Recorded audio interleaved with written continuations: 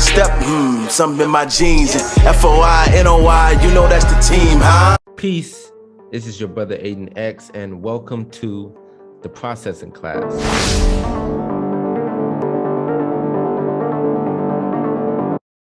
This is a very interesting interview because most people look upon Muslim women as, being, not really having rights within their quote unquote religion. So seeing you create content, you speak out. Earlier you were speaking about women student ministers. So can you just speak about what, in your opinion, in your experience, is the role of the women, specifically the Black women, in the Nation of Islam? Is she oppressed? Does she got to be behind the man? Does she got to take 10 paces behind the man? Can you just go into that? Yes, sir. So the role of the women in the Nation of Islam is honestly, wherever Allah guides us or wherever we are, whatever we are moved to do. We are in security, we are in the ministry, we are laborers, we do everything on top of having little babies right on our shoulders. So, hey, that's really what I try to prove though, because I know that a lot of people think that, women in Islam are oppressed. And specifically the Nation of Islam too. And so me literally just being myself and just striving to document that and just show that this is what this is. Like, you can't even argue with actual facts. You can't argue with what is literally going on. So I just try to show that with everything that I do. And I also have some quotes. And while I'm finding it, can you repeat the question? Yeah, I was gonna reword it anyways. What is because certainly, like, because I fished in, but she was the girlfriend at the time, a wife, into the Nation, and she thought, you watch 90 Day Fiance, you see the Muslims on there, and it's kind of looked upon as, very controlling, as the men controlling the women. Having the woman very docile. She doesn't have a voice. She's not able to be a minister. She's not able to do the same thing a man does, quote unquote. So can you just go into the Nation of Islam, teach you to take the back step as a woman? The Nation of Islam teach you that women are supposed to be oppressed in the name of Allah. What has the Nation of Islam taught you about women, specifically the topic of women, and what is that role for women in the Nation of Islam? Can they be ministers? I know you already spoke on that, but can they do the same jobs that men can do? Can they're allowed to study in the mosque, because many countries, that's not a thing. Can you just go into that role and subject of the Black women specifically in the Nation of Islam? We can do it all. Like, to answer that question, honestly, that's really all I can say. But I also want to add that Most High Muhammad teaches that a nation can rise no higher than its woman. And what that means is that people literally come from women specifically. We are the first nurses, the first teachers, the first doctors. When people need things, not even just children, we go to women. And if that woman doesn't know how to be a nurse, how to be a doctor, how to be a teacher, how to be a scientist, food scientist, then the nation will fall. If we look at America, if we look at the state of Black people in America right now, we are where we are now because of the disrespect, the mistreatment, the lack of self-love in women. And it's not our fault. This is all by design. And that's the beauty of the Nation of Islam. The Nation of Islam sheds light on the fact that we are, as speaking on women, the foundation. We are the building blocks for a nation. And another quote I want to share by the Most High Muhammad is that by nature, the woman has a big job. She's the one who increases the nation. And so when I read that I took that as, okay, if a nation can rise no higher than its woman, and by nature the woman has a big job, she is the one who increases the nation, then that means that, it's a lot that we got to do. 75% of the work is with the woman. So teaches the Most High Elijah Muhammad. And so that really just makes me reflect on the 7 training units as well. Because, first coming in, when you don't know what this is, you may think is, why does the woman need to learn how to cook? Why do I need to learn how to sew? Why do I need to learn how to clean? I know how to do all that stuff. But when we go through these studies, you realize that you really don't know a lot.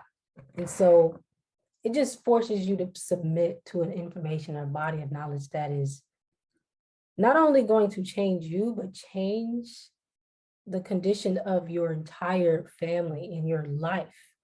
Because honestly, a nation can rise no higher than its woman. So when you uplift that woman, when you can correct, reform that woman, because if we admit, we all could use some self development, self-analyzing, speaking to women, because we know we all have stuff that we've been through that's messing us up in our mind, and we know that we need something or someone to help us. And I believe that the teachings of the Most High Elijah Muhammad and the 7 training units of the MGT and GCC is that missing piece, to correcting us and really placing us on the pedestal that we were put on this earth to be. We are gods. It takes a God to make a God. Yes, ma'am. Can you just go into, how did you feel about covering your hair? I don't really remember having any issues with that. I really have to think about it because that was like 5 years ago for me. Yeah, I don't remember having any issues. I just know that, yeah, I don't know. I cannot remember having any issues. It's just, hey, I was just like, okay, I saw that they're doing it. I don't remember being told necessarily that I should do that. I just know that, once I started going to the mosque, I started wearing my scarf a lot more. And then the more I started learning, I was like, okay, I think I want to start wearing my scarf a little more because, this is valuable. I don't know, y'all don't deserve to see it anyway. I don't even know half of y'all. So I think it was just, coming to the mosque, learning more that made me want to start covering up my hair. I believe. I'm sorry, that was like 5 years ago. No. Let me ask this then, because, we live in a world and hair is very important to a lot of women. Getting the lace fronts, getting the weaves, the extension, the clip-ons, so what's probably hard, I know just speaking to a lot of women, what's hard about Islam for them is just the idea of covering their hair. I know it's a choice. So what made you want to take that? What made you comfortable with that choice of covering your hair, especially in a world where, being naked is considered freedom? I think the examples of the women in the Nation of Islam, because I'm a visual person.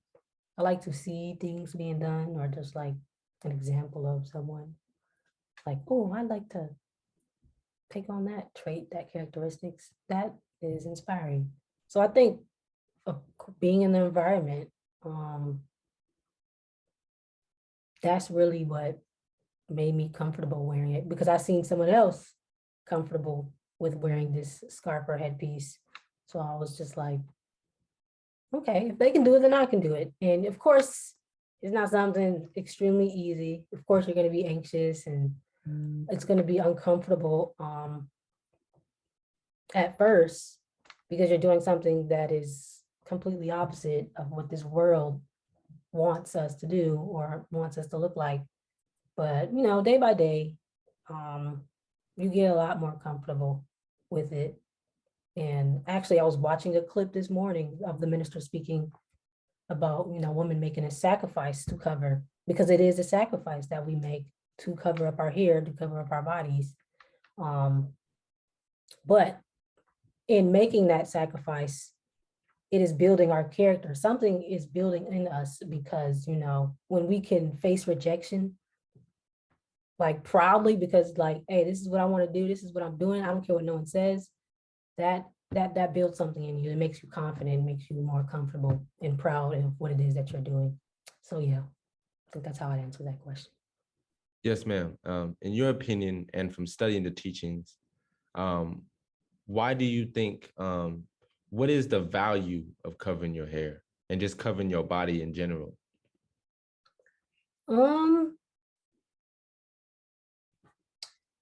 It's a form of protection. To say just one thing, because what does an unwrapped piece of candy do when you drop it on the ground? It attracts, insects.